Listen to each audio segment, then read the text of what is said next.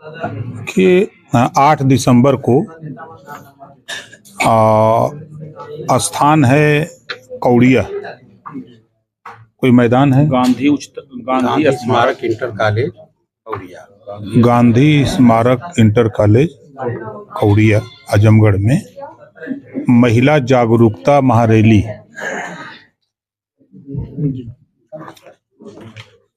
इसी कार्यक्रम की तैयारी को लेकर के यहाँ पार्टी के नेता लगे हैं, तो उन्हीं के कामों की समीक्षा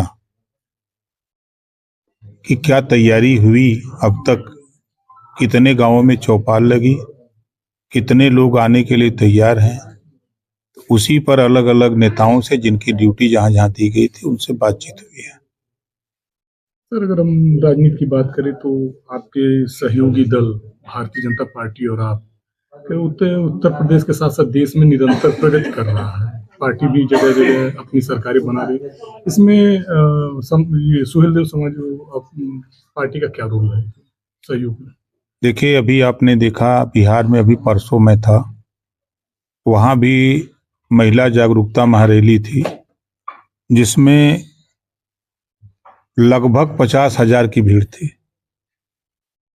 उसके पहले भी हमने कल का कार्यक्रम अरवल जिले में था, तेलपा का मैदान था।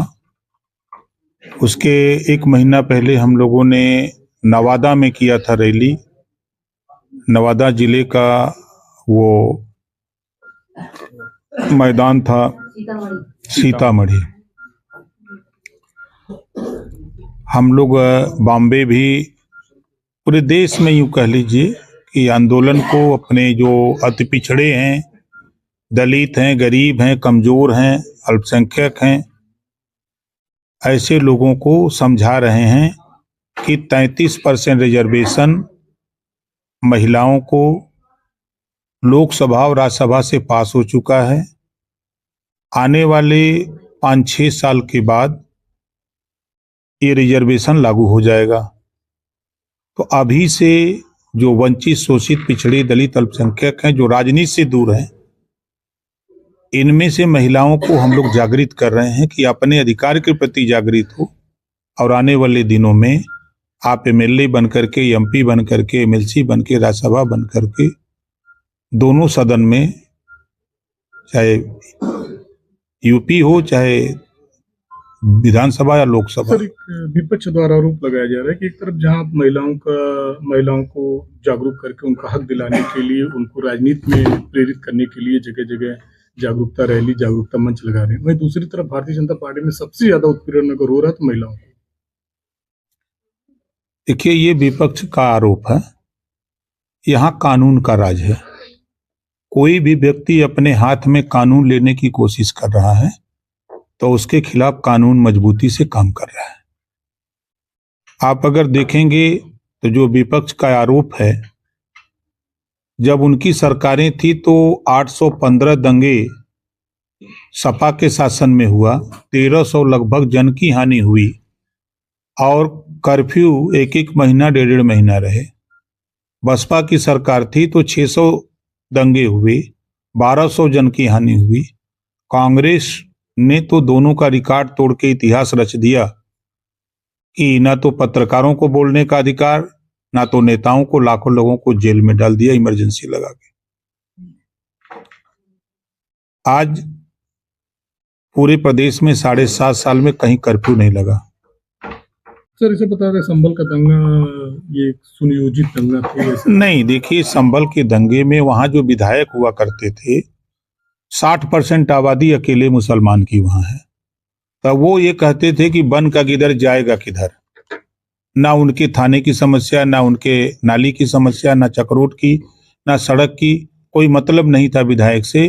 तो लोगों ने ऊब करके वहां के बड़ी संख्या में मुसलमानों ने बीजेपी को वोट कर दिया। तो अब वहां वोट देने वाले और न देने वाले दोनों मुस्लिम तबके में विवाद हुआ है। सर, एक बहुत आपके बयान का बड़ा चर्चा है कि हम भाजपा के गुलाम नहीं है। देखिए, आपके जिले में अरौरा ब्लॉक में कार्यक्रम भागीदारी पार्टी का लगा, उस कार्यक्रम की तैयारी में जब हमारे प्रेमचंद प्रजापति जी, महेश प्रजापति जी और उनकी टीम क्षेत्र में घूमने लगी तो उनसे लोगों ने सवाल किया कि ओम प्रकाश राजभर भारतीय जनता पार्टी के गुलाम है, वो नहीं आएंगे, उनका आरोप था। तो जब उन लोगों ने हमको बताया कि ऐसे ऐसे साहब आएंगे कि नहीं आएंगे, हम कहे हमारे ऊपर भरोसा रखे, कार्यक्रम की तैयारी करिए। तो मैं उस कार्यक्रम में आया। तो आने के बाद किसी पत्रकार साथी ने पूछा तो हमने कहा कि भाई इस तरह का आरोप था और मैं भारतीय जनता पार्टी का सहयोगी दल हूं, उनका गुलाम नहीं हूं। एक और आरोप लगता है मंच के नीचे से बरामद होते हैं। ये तो समाजवादी पार्टी की साजिश है। उस बयान के पीछे आप ध्यान से देखिए, जहां 25 गो पुलिस लगी हो, दरोगा लगी हो, हमारे साथ खुद 15 गो लोग हैं, तो क्या संभव है कोई मंच के नीचे शराब पिएगा? ये तो विपक्ष, अब वो क्या क्या बना देते हैं भगवान मालिक है। तो अगर हम 27 की चुनाव की बात करें तो 27 की चुनाव में आपकी पार्टी की क्या भूमिका होगी? आपको 8 तारीख को यहाँ मिलेगा। 8 दिसंबर को आपको एहसास होगा कि भारतीय समाज पार्टी का क्या सहयोग होगा एनडीए गठबंधन में। ठीक है, बहुत बहुत धन्यवाद।